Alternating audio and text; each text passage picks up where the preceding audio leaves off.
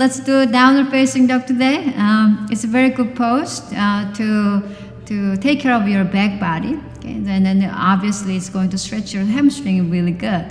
And hamstring stretching is very important to take care of your spine, nice and useful. And also it develops a good strength on your upper body, which oftentimes we have a weakness in it. Let's go on. So Kathleen gonna come up to tabletop pose on her inhalation. And she tuck her toes under.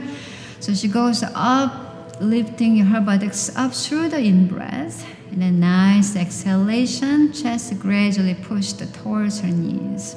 So she's doing already pretty nice, but remember that this pose can give you very well-rounded upper body strength. Okay, so you want to do that by strengthening your shoulders and then make sure your arms are fully engaged. Okay, so sometimes arms don't get so much straightened. That's not so much matter. It's more of how you keep them strong. Okay, so think about if you can feel the energy coming up through your side of your body. Okay, side of your body throughout your arms. So I'm going to ask Kathleen to stretch her arms even further with a lot more muscular energy. Okay, so by doing so, the buttocks go rise up. That's what we want, okay, in this pose. So we want to have the sense of an upside down. Okay, by holding the buttocks high up, and then nicely and softly push the chest towards the thighs. Sometimes it's kind of hard to do so when you have a hamstring maybe tight or tired. Okay, so in that case, bending the knees lightly might be useful to give a little bit of break for the hamstring.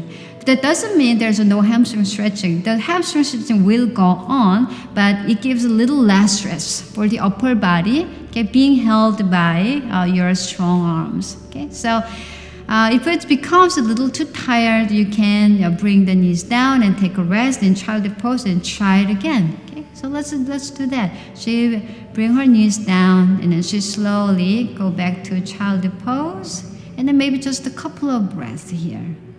And then as soon as you feel you gain the strength back, we'll try one more time. Okay, so she come to child's pose. Make sure you breathe in as the knees go up. Make sure you breathe out softly, pulling the buttocks up, and the chest goes towards her thighs. So now you maybe notice that her heels are off the floor. So maybe your downward dog is like that too. But there's no problem about heels coming off the ground. Okay, so it's not so much about your hamstring being tight or your body is tight. It's more of the actual bone structure that we need to look into, which is not a problem at all. Okay, so don't worry about heels up or not. Okay, more thinking about, am I feeling upside down? Okay, am I feeling the inhalation is easier because here the chest is widened by pulling the arms strongly above the head. Okay, so also one more thing, am I feeling the exhalation much deeper, drawing the belly in? Okay, with the full exhalation. Okay, so try to feel the thighs strong, try to feel the shoulders and arms strong, and then see if you can feel more alive. Okay, with your more active breathing in this pose.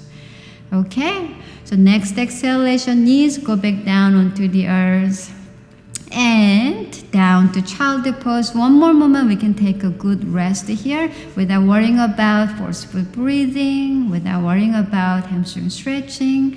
So complete nice long exhale, sinking the body in this pose and just observing what it's like, okay, after the pose.